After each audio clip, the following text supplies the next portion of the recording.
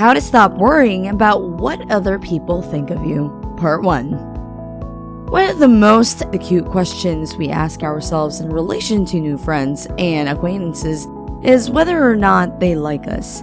The question feels so significant because, depending on how we answer it in our minds, we will either take steps to deepen the friendship or, as if often the case, immediately make moves to withdraw from it so as to spare ourselves humiliation and embarrassment. But what's striking and sad is how essentially passive we are in relation to this inquiry. We assume that there is a more or less binary answer, that it is wholly in the remit of other person to settle it, and that there is nothing much more we could do to shift the verdict one way or another. Either someone wants to be our friend or they don't, and the answer, while it is about us, it is essentially disconnected from any of our own initiatives. We are hereby failing to apply to other people a basic lesson we can appreciate well enough when we study the functioning of our own judgment. We often don't know what we think of other people. Our moods hover and sway. There are days when we can see the point of someone and others when their positive sides elude us entirely. But, and this is the key point, what usually helps us to decide what someone means to us is our sense of what we mean to them. Welcome to Life Hack Line, the channel that roars the secrets of life. Make sure to watch this 2-part video until the end because you don't want to miss a thing. And if you don't know us yet, we at Life Hack Line are specialized in creating life hack ideas, tips and tricks, content that are fun and can absolutely make your life easier. To feel accepted is a nearly universal human desire. After all, we evolved to survive better in groups, where fitting in and having the trust and respect of our peers are the measures of success. The need to belong is in our DNA. But sometimes that need takes center stage, and what others think about us takes on more importance than what we think about ourselves. We may analyze each other's looks and word that comes out our way for clues that we've been judged and found acceptable or lacking. Someone passing in the hall without a hello may leave us red-faced and convinced we don't deserve notice. We may people please, always putting others first, which leaves us open to being taken advantage of while we chase praise. We may exhaust ourselves trying to be cool enough, hardworking enough, attractive enough, or successful enough to feel valued. Perhaps our childhood caregivers were emotionally distant, physically or verbally abusive, or set impossible standards. Perhaps you were bullied at school. Perhaps you felt as though you never measured up in our competitive comparison culture. Or perhaps you can't pinpoint an explanation. You just know you feel insecure and unworthy, and that leads you to count on others for reassurance that you matter and belong. To be sure, wanting to be thought of positively isn't a bad thing. We all need a little awareness of how others view us to keep balanced and attuned to how we affect others.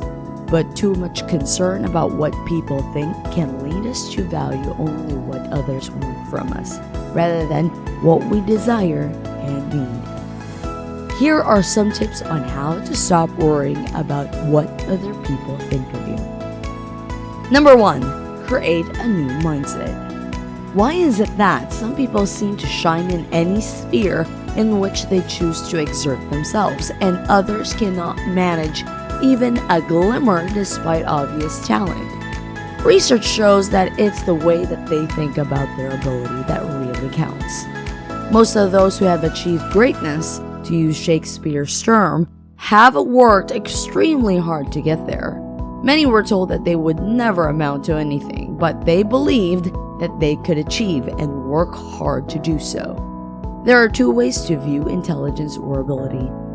Number 1, ability is fixed or ingrained. In other words, we are born with a certain level of ability and we cannot change that. This is called a fixed mindset. Number 2, We can develop our ability through hard work and effort. This is called a growth mindset. These two different beliefs lead to different behavior and is also different results. For example, students with a growth mindset were shown to increase their grades over time. Those who believed that their intelligence was ingrained did not. In fact, their grades got worse. Having a growth mindset with the belief that you are in control of your own ability and can learn and improve is the key to success. Yes, hard work, effort, and persistence are all important, but not as important as having that underlying belief that you are in control of your own destiny. Number 2, keep things in perspective. A sense of perspective is vital to keeping sane and avoid small problems that can unnecessarily overwhelm us. If we lose perspective, we can end up worrying for hours about things that may never even happen. To keep things in perspective, it is particularly important to live in the present moment and avoid being overwhelmed by fears and concerns about the future. Here are some tips to keep things in a sense of perspective. First, see things from other people's point of view. This is something that can be quite difficult to do. When we feel grieved of a situation or person, try to place yourselves in their shoes and try to understand their motivations and actions. We don't necessarily have to agree and sympathize with them, but if we can really look at an issue from other people's perspective, we can sincerely understand a very different perspective on the issue. This will help us be more sympathetic in our judgment and response. Second, ask yourself whether it matters what other people think. If someone makes a critical judgment, don't let it be the end of your world. Just because we have received some negative feedback, it doesn't mean that it is entirely true or that we should take it to heart. Criticism invariably results from some small mistake and doesn't reflect on our overall character. Third, detach from the mind. Our thoughts are not always reliable. It is important to be able to evaluate our own thoughts and decide whether they are accurate or not. Sometimes when we wake up in the morning, we have a different perspective on yesterday's problems. The reason is that during sleep, the mind switches off temporarily. Therefore, the new day can often give a new, fresh, more optimistic perspective. However, we don't have to wait until we sleep for 8 hours to switch off from the mind. Through learning meditation and how to control our thoughts, we can still the mind even during waking hours. If we cultivate this inner silence, it helps to evaluate issues from a higher perspective. Meditation enhances our capacity to look at issues with our intuitive capacity and not just the intellectual mind. And lastly, be willing to think you may be wrong. Our initial judgments are often wrong. It is a mistake to hold on to these views rigidly. Our perspective is more likely to be inaccurate and unbalanced when we become deeply attached to a particular outlook. Sometimes our pride and ego can make us reluctant to soften or alter our perspective. Number 3, let go of perfection. Perfectionism is the voice of the oppressor, the enemy of the people. It will keep you cramped and insane your whole life. Said by Anne Lamott. Sometimes when life feels out of control, we overcompensate by attempting to influence the things we think we can change. It's as if we've gotten the same message along the way that more effort we put in and the better we perform, the more accomplished we are. Yet all this message solidifies in the idea that we need to push harder and do more in order for people who are worthy of praise and love. This often shows up as you spend time obsessing over every single detail of every single project before reluctantly calling it finished. Even though you know you could have spent several more hours making it just right. Despite being excited about the task you've accomplished, you aren't able to celebrate or claim your success because you know the end product isn't quite right. This type of perfectionism starts out as a way for you to feel more powerful over your circumstances, but quickly has the opposite effect as it sets unrealistic and unachievable expectations.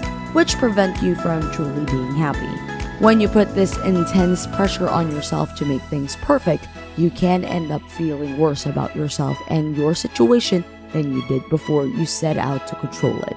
But somehow you end up in a cycle of pushing yourself at all costs and sacrificing your needs because you think that if you just attain whatever the next goal is, everything will work out the way it's supposed to. The end result of perfectionism, however, is not feeling more accomplished and lovable, but instead feeling more stressed out and anxious. Eventually, you realize that pushing hard is not actually going to get you to the finish line you've imagined for yourself. It's actually only pushing the finish line further away. Perfectionism links to anxiety and depression. The biggest downside is not overcoming your perfectionistic tendencies is that you will continue to feel anxious and stressed out. Continuing to strive for unrealistic standards ensures that you are always demanding more of yourself and having to give more effort and energy towards being perfect. Perfectionism prevents you from tuning in to who you are at the core because rather than being able to be comfortable with your true self, you are constantly trying to live up to others' expectations or the pressure you put on yourself. What's more, perfectionism can make you feel especially uncertain and reluctant to try new things as you might worry about potential or ability to come out of your own comfort zone. At the very least, you may struggle to find time to care for yourself and instead keep giving 150% for the sake of achieving more. This may lead you to feel resentful towards your job and relationships as they are taking up so much of your time and energy. And the result is constant disappointment in yourself as you strive to reach your unreachable expectations. Release yourself from perfectionism to find happiness. The anxiety you feel is just a surface-level manifestation of your inner need to be perfect at all times. It is this deeper-rooted belief that it is keeping you stuck in patterns that ensure you think, behave, and feel as if life will be terrible if you somehow do not do everything right, as if you are not enough in any part of your life. While your anxiety might feel insurmountable, you can start to take quick action towards getting it under control as you address the perfectionistic tendencies underneath. You have the potential to feel calmer, happier, and less stressed about your job and life in general. And you may also have the opportunity to even feel more comfortable putting your needs first and setting boundaries. You just need to start working on your need to be perfect from the inside out. And that's all the time we have for part 1. Make sure to look out for part 2 for how to stop worrying about what other people think of you. Stay tuned. And don't forget to like and subscribe to Lifehack Line and make sure to hit that notification bell icon to be sure to be the first to watch our new videos. Thank you so much for watching, and until our next roaring Lifehack Line video.